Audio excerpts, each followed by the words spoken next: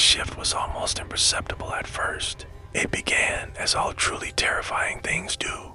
In the mundane dot, it was 1:47 a.m., the hour of the dying shift, the time when the fluorescent glow of the pizza parlor's kitchen seemed harshest, and the only soundtrack was the hiss of the ventilation system and the distant, lonely wail of an ambulance passing on the highway. For 16 months, I had been the graveyard shift anchor for Slice of Heaven, delivering lukewarm comfort and questionable pepperoni to the insomniacs, late shift workers, and college students of the sprawling, indifferent city known only as Sector 7. My current mindset was a precise blend of caffeine fatigue, the sticky residue of dried tomato sauce on my fingertips, and the singular, focused desire to clock out. The last run of the night at Classic Supreme plus a 2-liter of diet soda, receipt taped to the box where the practice thumb was. Usually a quick slam dunk to an apartment complex near the main arterial road, predictable, routine. My brain had already begun the process of decoupling from the job, calculating the total tip take,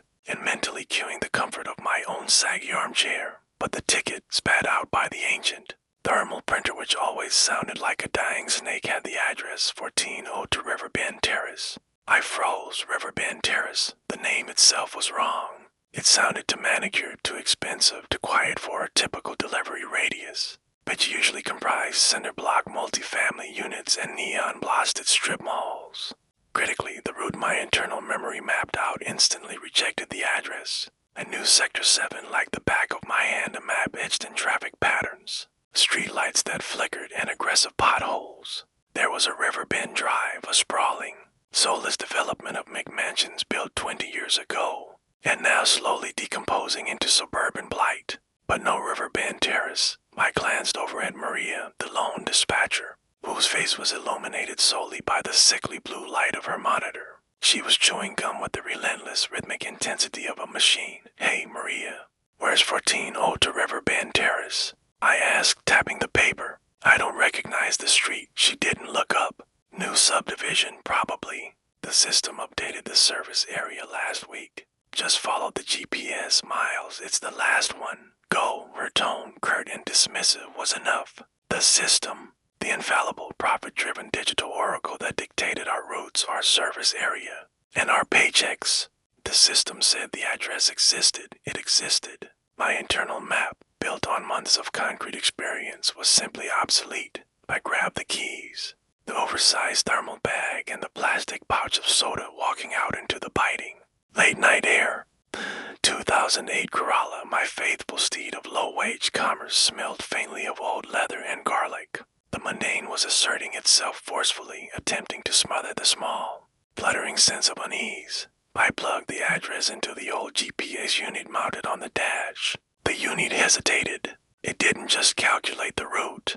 It seemed to discover it. A faint greenish line slowly crawled across the screen, carving a path into what appeared to be empty, unmapped space past the familiar boundaries of Sector 7. The journey began routinely, down Main Street, past the closed liquor store, the 24-hour laundromat, and the flickering billboard advertising cheap legal services. I crossed the concrete viaduct over the dried-up creek, the official boundary of our known world, and immediately, the nature of the drive changed. The familiar street lights, those orange sodium vapor lamps that cast everything in a cheap, jaundiced hue, gave way to an older, softer light, the bluish-white mercury lamps of an antiquated municipal district. The asphalt lost its aggressive patchwork of repairs and became smoother, older, unbroken concrete. The sound of my tires on the road shifted too. Less slap, more hush. I realized I was heading toward the residential core of Sector 7's adjacent twin, the historical Sector 8, a place we actively avoided because their pizza was notoriously better, and their residents were notoriously anti-delivery.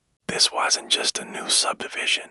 It was a jurisdictional transgression. The GPS kept directing me deeper. It had stopped using street names on the screen and was simply guiding me by arrows and distance markers. Turn left in 500 feet. Destination in 1.2 miles. My brain, starved of the linguistic markers of my known map, felt the first subtle twinge of cognitive dissonance. The architecture changed again. The harsh, modular boxes of Sector 7 were replaced by genuine, stand-alone houses, not the crumbling, Historic ones I knew, but houses built in a specific, forgotten style, steep roofs, large bay windows, and brick facades painted in muted, uniform colors beige, dove gray, forest green.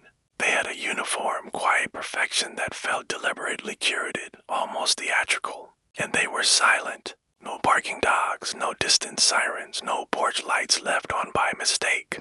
Just absolute, profound silence. I turned onto Riverbend Terrace, or what the GPS called Riverbend Terrace. The street itself was a gentle, arcing cul-de-sac lined with tall, thick oaks, their branches interlocking overhead to create a canopy that swallowed the inadequate moonlight. There were no sidewalks, just manicured lawns that rolled seamlessly up to the road edge. And there were no addresses, not in the traditional sense.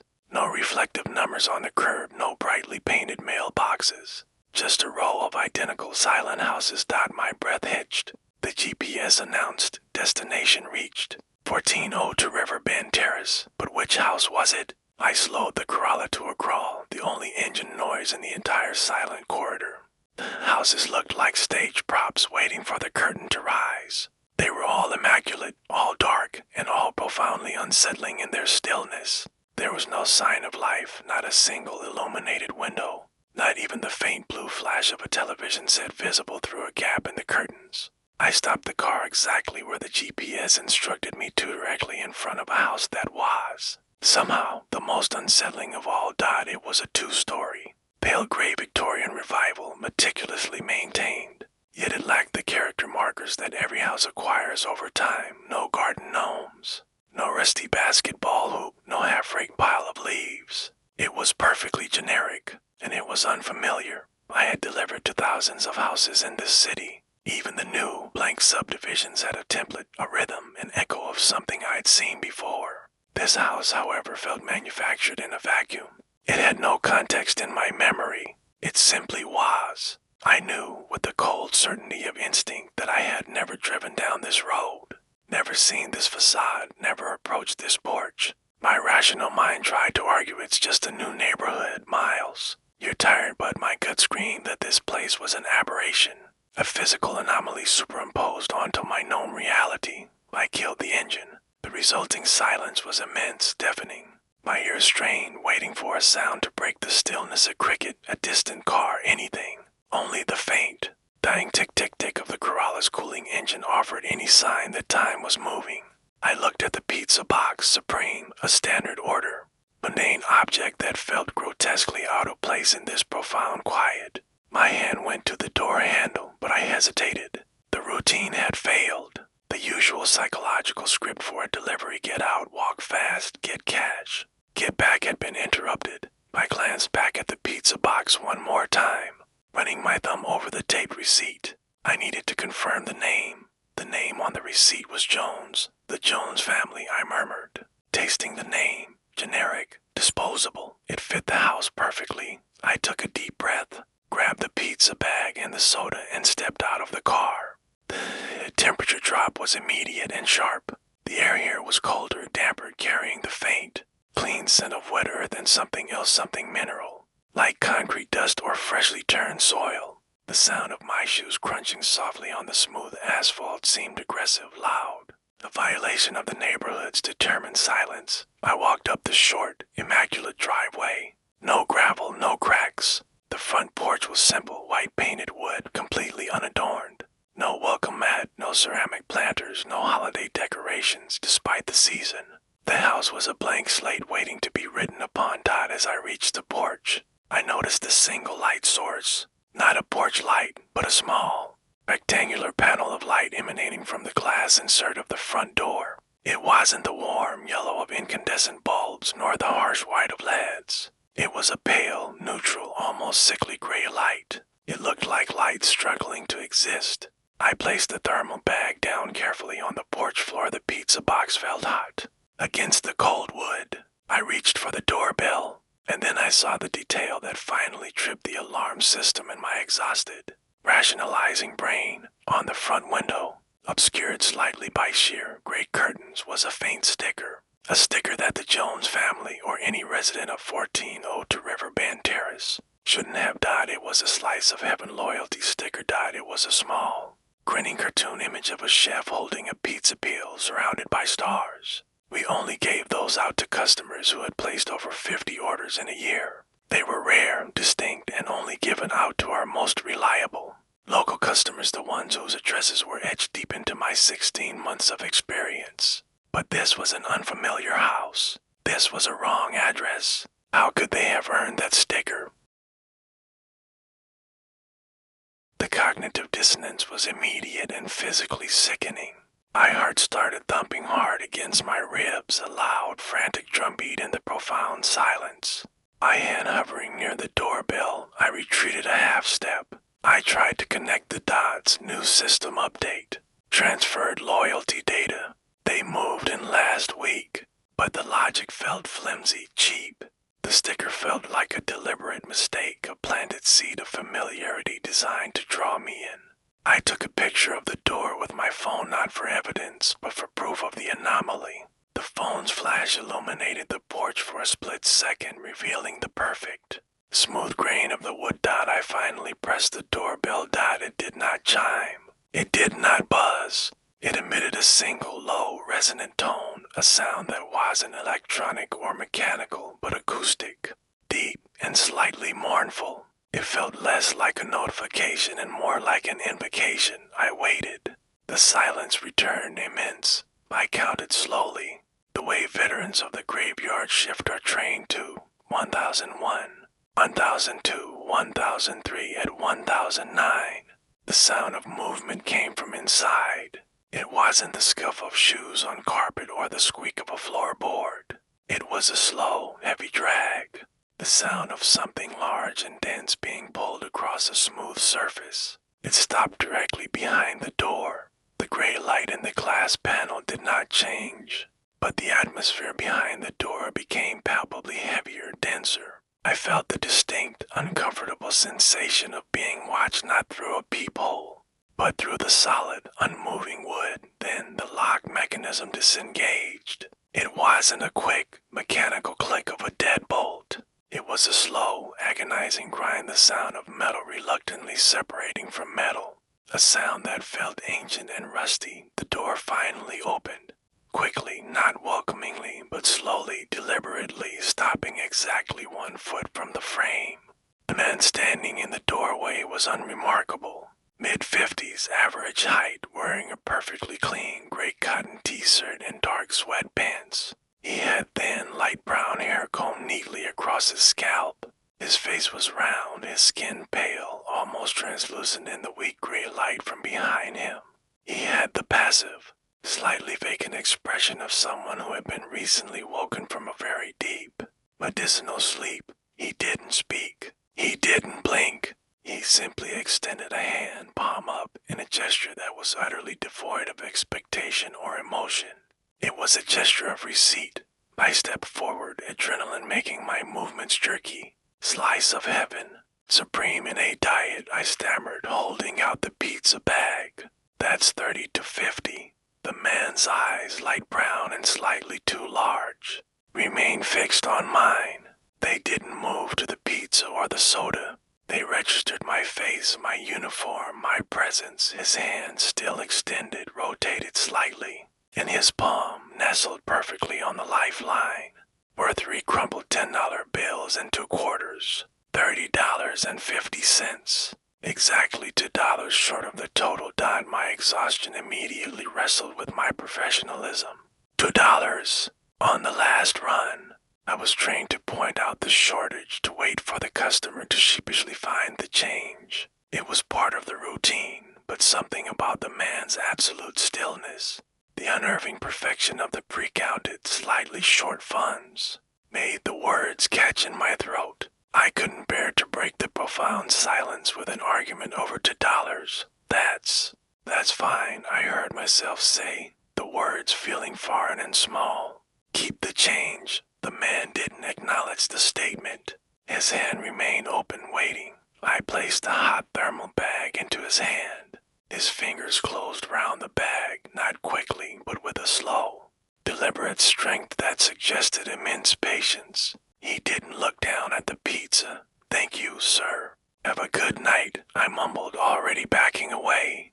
desperate to return to the familiar confines of my car dot as I took my second step backward. The man finally spoke. His voice was not the gruff, sleepy sound I expected from a middle-aged man. It was soft, even, and perfectly modulated like a synthesized recording played back at low volume. The delivery was expected, Miles. My entire body locked up. My blood turned instantly to ice. I didn't recognize the voice, but the name Miles was the knife twist. I hadn't given him my name. I hadn't said a single personal word beyond the order details. My name wasn't on the receipt. Only Maria or the manager knew my name. I spun back, my eyes fixed on his face. The man's expression hadn't changed, but the gray light from behind him seemed to intensify, making his eyes appear darker, deeper, utterly opaque. "How?" I started. He interrupted, the soft voice cutting through the silence without raising volume. "It's the timing. Timing is important for the assimilation, and you are 2 minutes late." Assimilation, the word was a non sequitur. Word from a technical manual or a psychological thriller, profoundly misplaced in a late-night transaction over a supreme pizza. I didn't wait for another word. Fear, pure and primal, overcame my fatigue and my professionalism. I turned and ran not a panic sprint, but a clumsy, desperate scramble down the immaculate driveway, my feet stumbling on the smooth asphalt. I ripped open the car door, threw myself inside, and fumbled with the key in the ignition. The engine caught instantly, roaring to life aloud. Vulgar intrusion into the neighborhood's silence. I didn't bother reversing. I slammed the shifter into drive and tore down Riverbend Terrace, tires squealing in protest. Headlights briefly flashing across the perfectly manicured, perfectly silent houses. I glanced in the rearview mirror as I hit the corner. The gray house, 1402 to Riverbend Terrace, was completely dark. The front door was closed. There was no sign of the man, no sign of the pizza. The panic did not subside. It intensified. I had left the known world, delivered to an aberration, and been named by the void.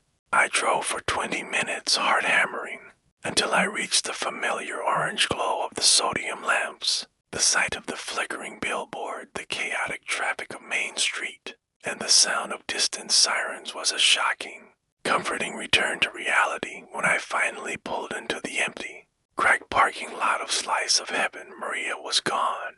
The lights were out. The front door was locked. My shift had ended 2 minutes ago. I stumbled inside the back entrance, heading straight for the computer terminal. I had to delete that order. I had to prove it never happened. The screen was black. I hit the power button. It whirred to life, slow and agonizing.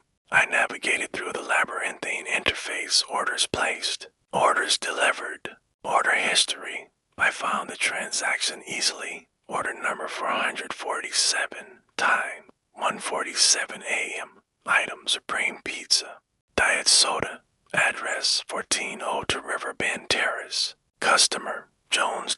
And at the bottom, there was a field that was never filled out until the driver returned and submitted the cash.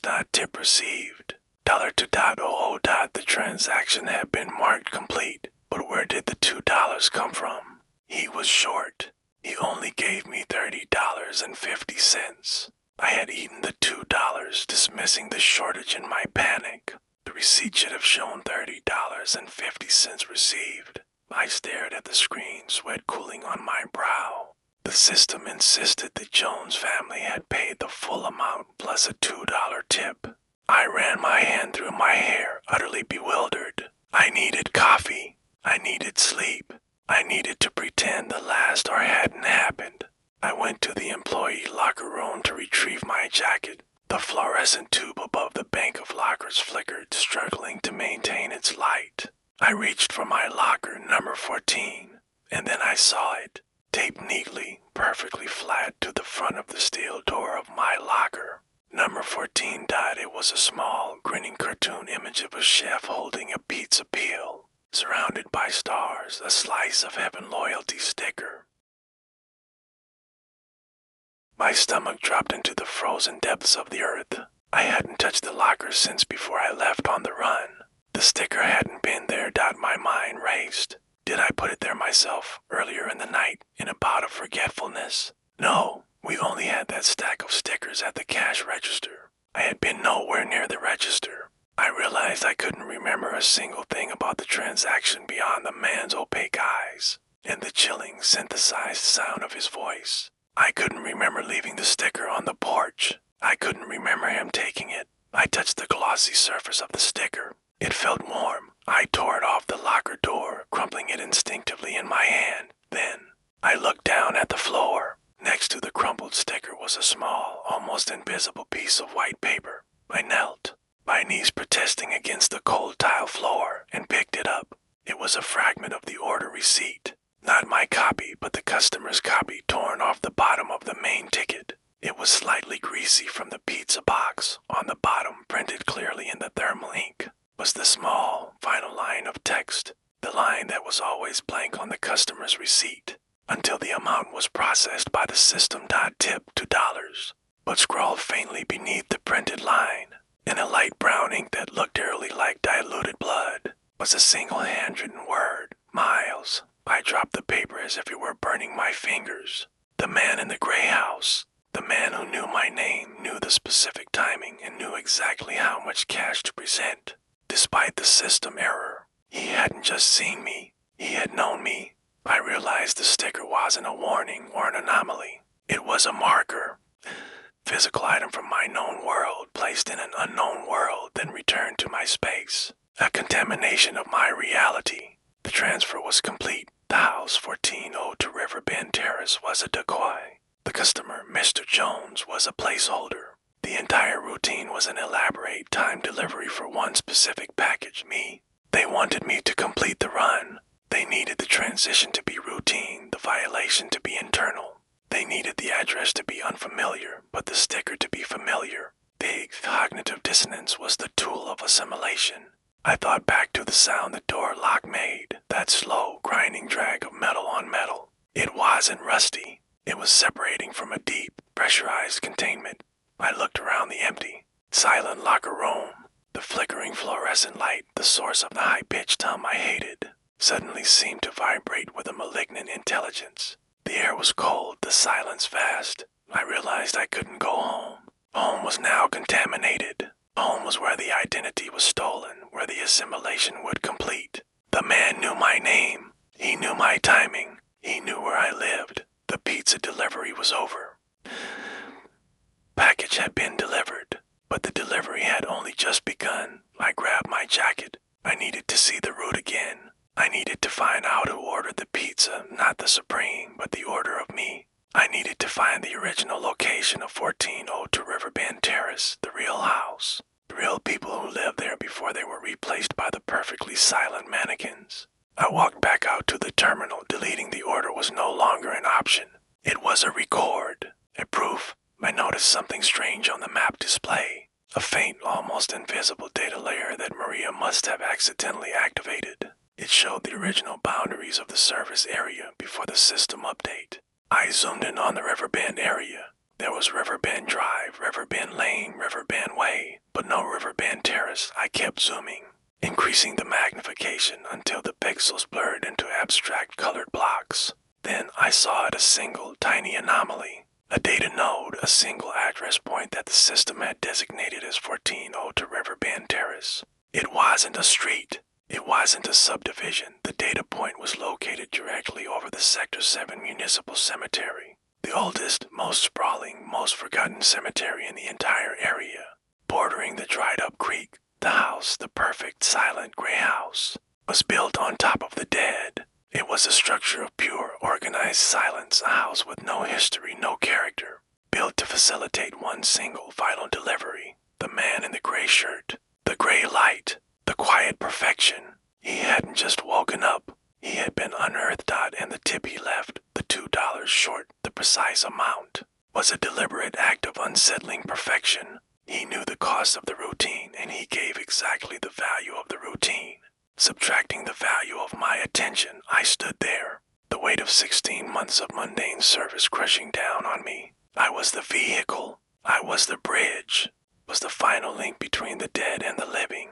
I knew then that the delivery had not been paid for with money. It had been paid for with my time. 16 months of predictable routes, predictable fatigue, predictable desires. They had mapped my existence, calculated my movements, and timed the assimilation perfectly. I looked at the loyalty sticker, crumpled and warm in my pocket. The sticker proved that the Jones family had placed over 50 orders before the house existed, before the street existed, before the system update. They were not new customers. They were the oldest customers. The silence of that neighborhood, the absence of sound, the absence of life, the absence of history was not neglect. It was containment. The silence was holding the atmosphere tight, preventing the noise of the past from escaping.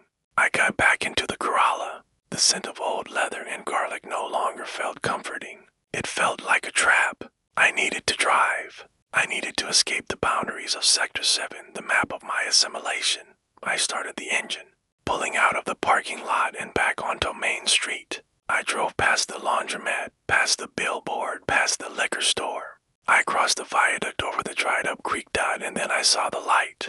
It wasn't the orange glow of the sodium lamps. It wasn't the harsh white of the pizza parlor dot. It was a single, pale, neutral, almost sickly gray light dot. It was coming from my own house. I braked hard, the tires squealing a horrific, loud sound that was instantly swallowed by the night. The gray light was spilling from my living room window, and I knew with absolute certainty that no one was home.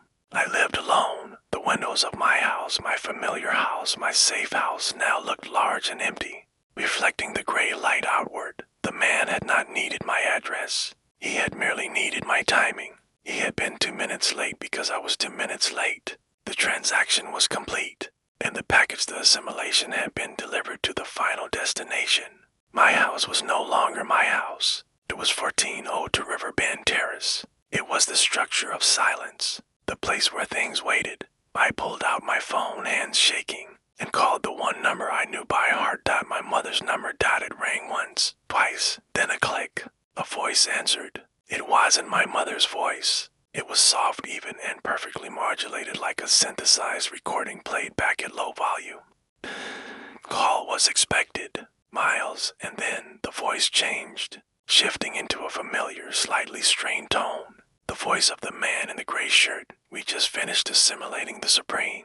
Miles, it was surprisingly accurate. I didn't speak. I couldn't. The voice continued, shifting again, this time into a warm, utterly familiar tone, the voice of my mother.